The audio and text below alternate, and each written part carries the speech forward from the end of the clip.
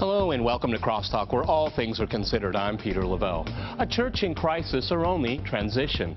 The retirement of Pope Benedict sees Catholics all over the world discussing the state of the church and its future direction. Is the Catholic Church a spent force? Can it recover from over decades of scandal and internal divisions? And how will history remember the pontificate of Benedict?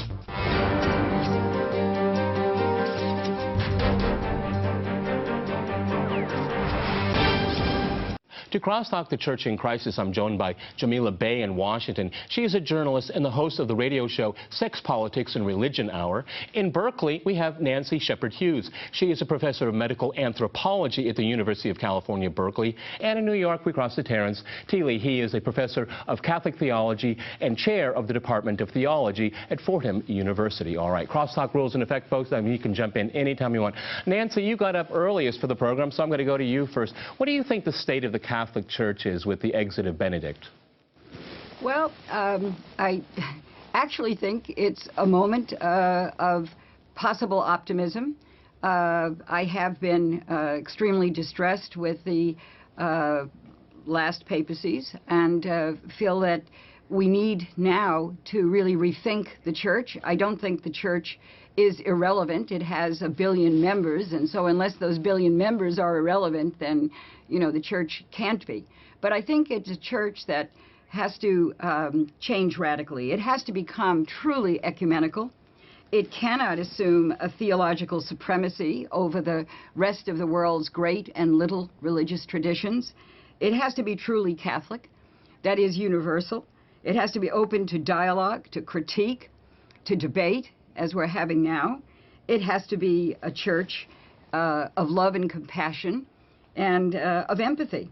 I think what we need is a pope from the south, because Catholicism has moved rapidly south. It's become more and more distanced from the north and the secularization of the north. And I am a former Catholic, but I still have a very strange Franciscan version of kind of a creationism that admits and loves evolution and so forth. But I think we need a southern pope. I would like us to have a barefoot pope. I'd like the church to give up all of its pomp and circumstance and be feet on the ground and open to the world. You know, but Nancy, I mean, they've been saying that about the church for a very long time now, haven't they?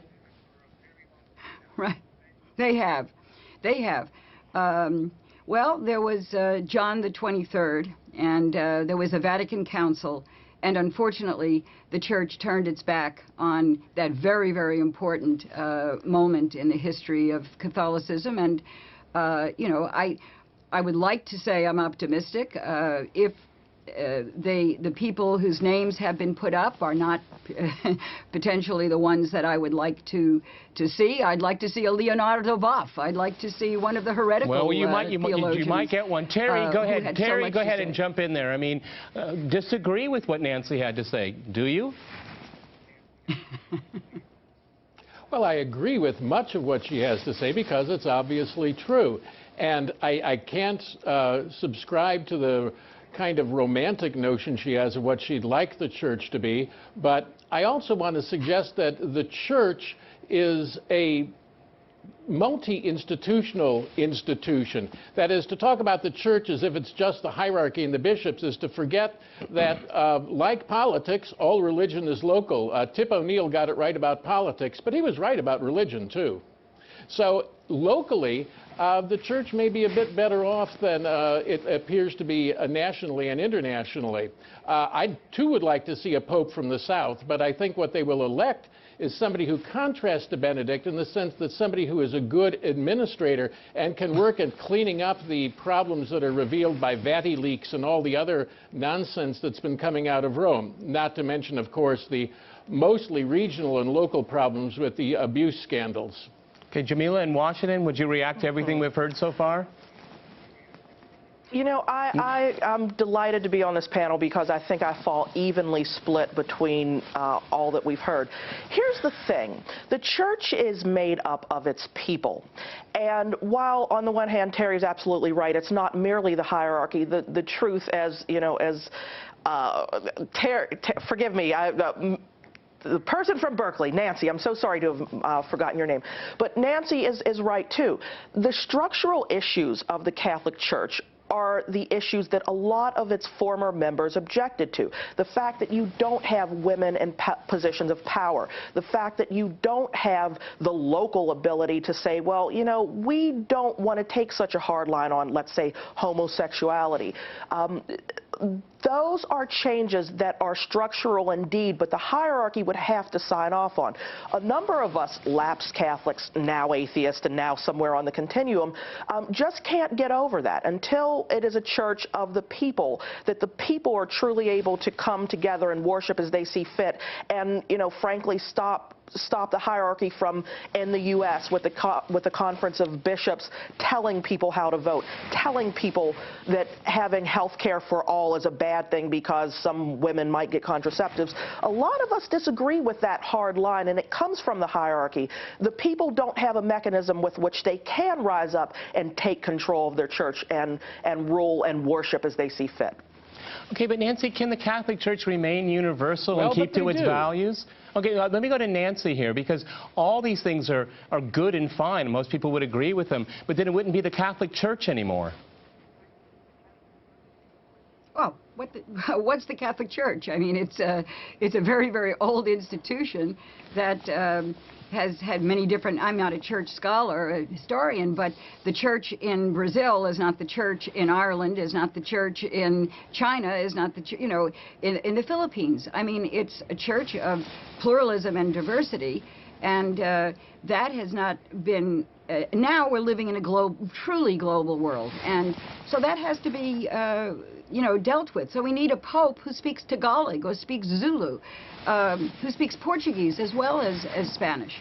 You know, I think that it's the only way the church can survive, really, I do believe, is through, there has to be a revolution. Otherwise, what's happening is that people are just simply breaking off and not paying attention, and the Pope has, you know, has followers. Yes, you could see them, you know, cheering in the St. Peter's Square or whatever, but the popes did great damage in the past. You know, when JP2, who was beloved in parts of Latin America, you know, but when he came and closed down the seminaries that were teaching liberation theology and orientation to a theology of everyday life, a theology that could deal with human suffering, a theology that would be open to women and to embracing the body, finding a way to love God without hating the created body, without hating sexuality. I think that's been, you know, the largest problem of having a hierarchy that is closed. Okay, Terry, would you react to that, please? That is all male. Let's go to Terry. Let's have equal time. Mostly white. Equal time. Yes. Go ahead, Terry. Well, there's so much to react to. I don't agree with John Paul II's theology of the body, but at least he's paying attention to the body. Liberation theology is taught in many parts of the world. The church is diverse. The local parishes do reach out. My own parish has a group of LGBT people that it supports strongly. They're mentioned in the bulletin every weekend. But the Vatican doesn't support that. The Vatican doesn't support that, does it? So what?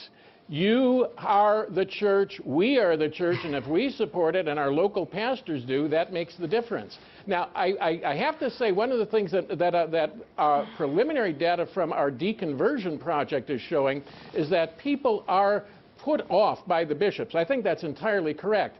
But they don't leave the church unless they start withdrawing from the local church as well. And it's the local church that holds people in. If a local church goes bad, people tend to leave. That's preliminary data, but that's what our deconversion project study is showing. So I think, you know, much of what you say is correct. But you also have to look for other places of power in the church besides the hierarchy. And there are places of power. Nuns would threaten in the 30s to withdraw their sisters from the Catholic schools if the bishop didn't kowtow. And guess what? The bishops kowtowed. Jamila in Washington, go ahead and jump in. Go ahead. Well, the nuns are such an important and effective part of Catholicism and the structure. The Catholic Church, as it's seen around the world, however, has lost its mission of making sure that those nuns are educating children, that those nuns are out in the communities and being part of the communities. I think that, you know, Peter, thank you for making the point that although Terry's particular congregation is very open to LGBT folks, that is not the Vatican line. And when you look at simply from the public health perspective of what does it do when the Pope says that only in certain circumstances is condom use okay, when there's still a doctrine that says that contraceptive usage even within a marriage is absolutely a mortal sin, even in this overpopulated planet, even in the days we live in now where science teaches us that not every woman should have every baby that her husband and her can create together. It's taking women and it's taking the heart of the church, because frankly women are the heart of the church. We have the babies, we bring them up in the tradition, and it's saying you will be subject. That doesn't fly any longer. I'm sorry. 50% of the Jamila, world is saying we want our rights. The Arab world is... Let me jump in here. Nancy was agreeing. I want Nancy to have a word before we go to the break. Nancy, go ahead. Well, I think that, you know, it's wonderful that Terry, you know, has, I agree, you know, with Jamila has a wonderful parish that's lively. I see parishes that are dispirited and crushed by the sex abuse scandals that have... All right, Nancy, I have to jump in here. We're going to go to a short break, and after that short break, we'll continue our discussion on the Catholic Church. Stay with RT. I love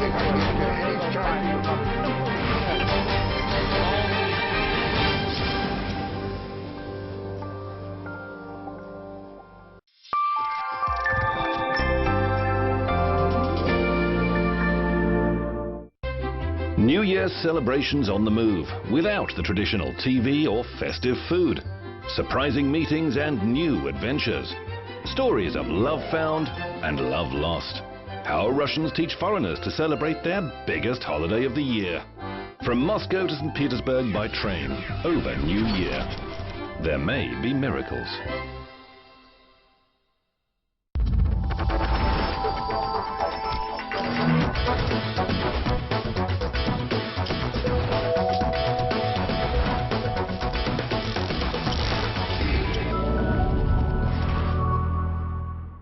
Choose your language. Good morning from me, Kevin Owen. If you bienvenidos a nuestra edición semanal. Choose the news that concerns you. Choose the opinions that invigorate your mind.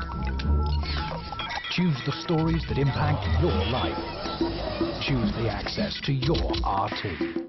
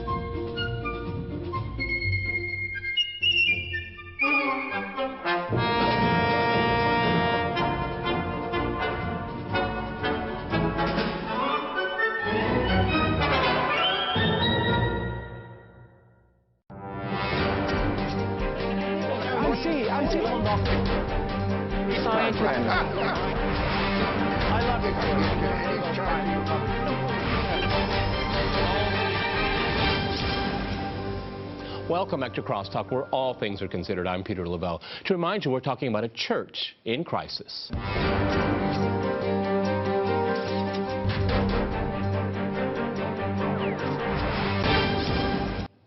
Okay, Terry, I'd like to go back to you.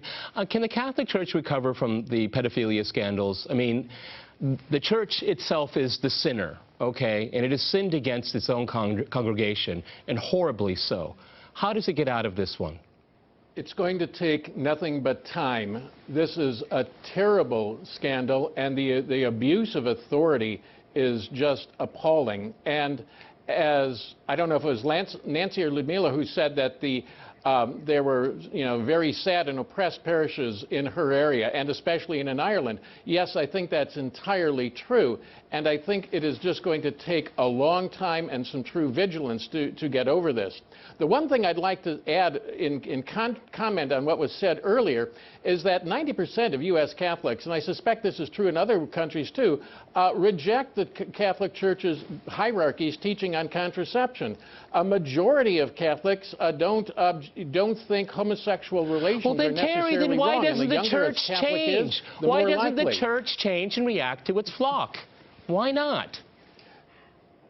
The church has changed. The hierarchy is stuck in the past. If you obsess on the hierarchy, you will think the church is in real trouble. If you look at the nuns, you look at the people, you look at the parishes, you will see a much more mixed picture, and that's where the church is. Religion is local. It's not Roman. Okay, but Terry, now, again, Terry, I don't want to discount this. It was the hierarchy that covered up the sex scandal for years. Okay, that's the problem too, isn't it?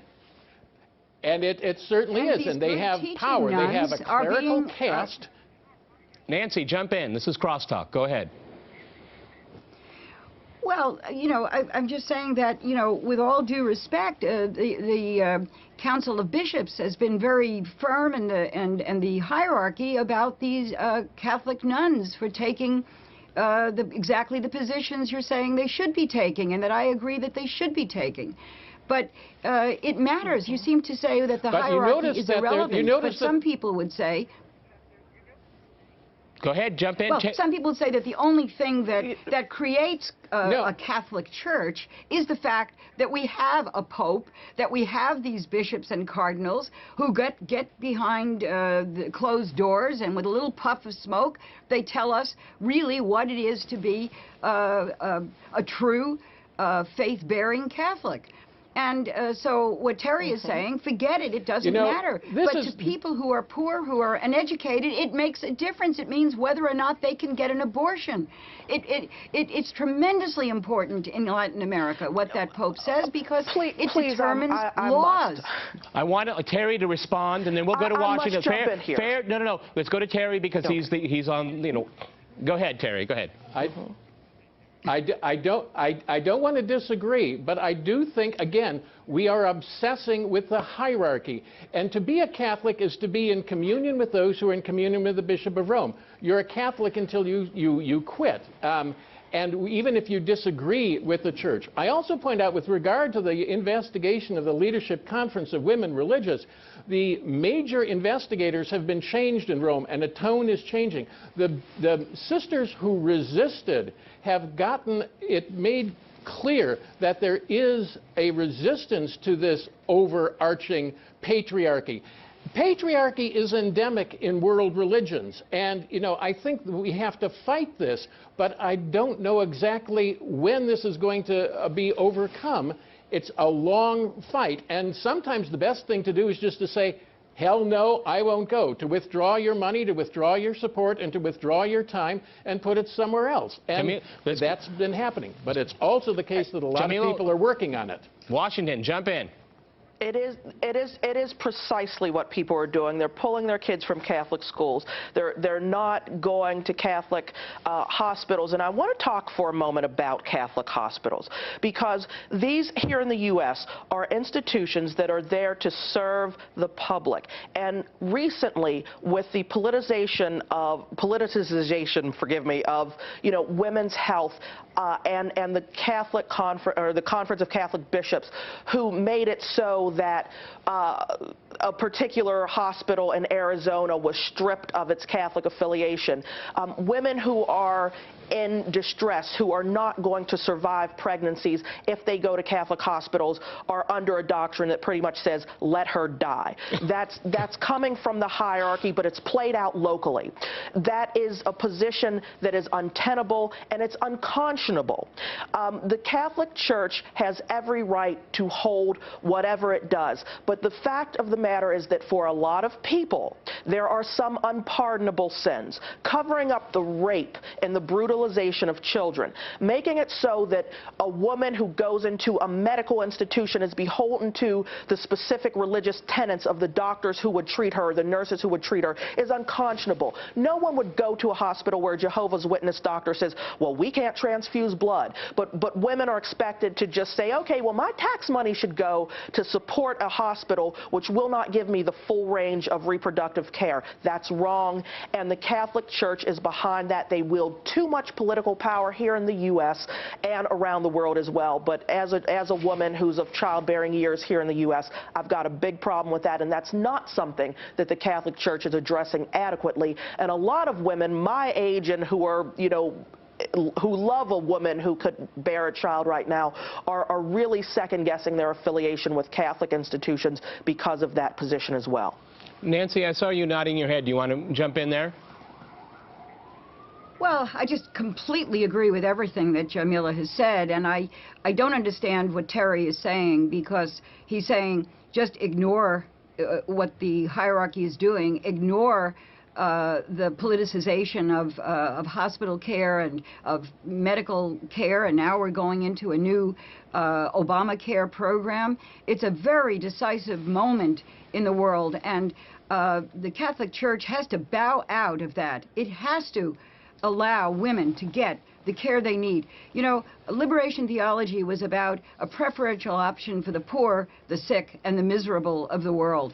And in fact, the Church has taken moves that I call a preferential option for death, around condoms, around contraception, around necessary abortions. That's a preferential option that is given directly against women and their bodies, and it expresses a hatred for the body, and that's what has made me leave the church that I was brought up in and I loved. And I love the sacraments. I think they're beautiful. I think that they give an aesthetic and a reflexivity about the created world, but it is so at odds with the politicization of the body of people, of gay people and queer people and women. I cannot bear it anymore, and I suffer a loss to my spirituality that I have not been able to fill, because I had the fate of being thrown into the world as a baptized Catholic. So it is like my race, in a sense, and I have had to be de-racified in the fact that I don't have. I guess I could walk into an Episcopal church. My daughter is an Episcopal priest. She's an Episcopal priest because of being exposed to liberation theology the years that we lived in Brazil, and then in South Africa when she saw the Archbishop Tutu, and she saw how Episcopal priests were married and had families and had rich lives, who understood the suffering of poor people, of women. So I don't know, is Terry comfortable with saying that Catholics and women and gay people of conscience should simply join another tradition that's similar, but is not the one that you feel in a way that you asked Terry a question? You asked Terry a question. Let him answer. In one sense, I want to make some distinctions here. First, I don't want to ignore the bishops. I want to occasionally to fight them and occasionally to agree with them. But I think ignoring them is a problem. No, not at all. People don't ignore them. They stay in spite of them. And I think that's a major problem. If one can no longer worship in the Catholic Church, if one can no longer feed the hungry, give drink to the thirsty, clothe the naked in the Catholic Church, if one can no longer receive the sacraments there, then one has to go somewhere else. That's exactly correct. Is that a good thing? I think it's a very sad thing. And if it's a result of a personal commitment, what can I say? That's what people do. If it's the result of hatred of the hierarchy, I'm not quite so sure that's a good thing. Yes, there are things that are hateable in the hierarchy. They have done some horrible things. They've also done some good things. And I don't think it's quite proper to characterize Catholic hospitals as not providing full ranges of health care in an emergency. I think that we have to distinguish between ordinary, everyday health care, and I agree. But on let's go to Washington. Go ahead. You jumped in. I'm not so sure about that. Go to Washington. My friend, you are wrong. If I present myself, if I am in sepsis, the world looked at Ireland when a dentist, her husband brought her in. The child inside her was probably not viable, but she hadn't started contracting. They would not take that pregnancy, which was going to kill the mother, because the woman hadn't started contracting. Sepsis set in. The woman died of an infection. Anywhere else in the world, they would have saved her. It's not a hard thing to do. You perform the abortion, you save the woman. The same thing happened in the state of Arizona. If I were to present to a hospital here in the U.S., let's say Georgetown University in D.C., I would get my husband and say, you take me across town to a non-Catholic hospital. I don't want to lose you and leave our child, you know, motherless. That's what women are up against. To say that they're offering a full range of medical care, my friend, is disingenuous at best. I don't mean to make you my enemy. I don't think that's correct. You know, and I really want to... Terry, you get the last word real quick. Terry, go ahead.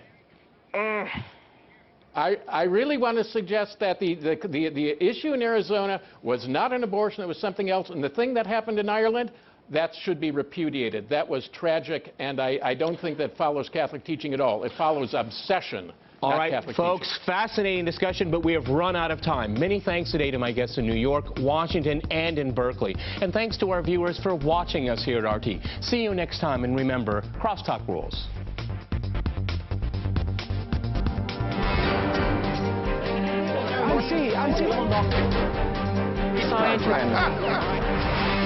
I love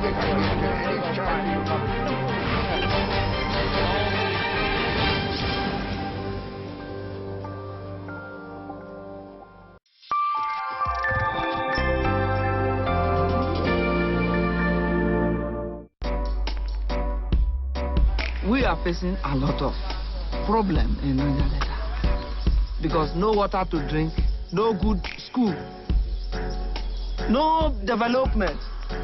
We live inside forest.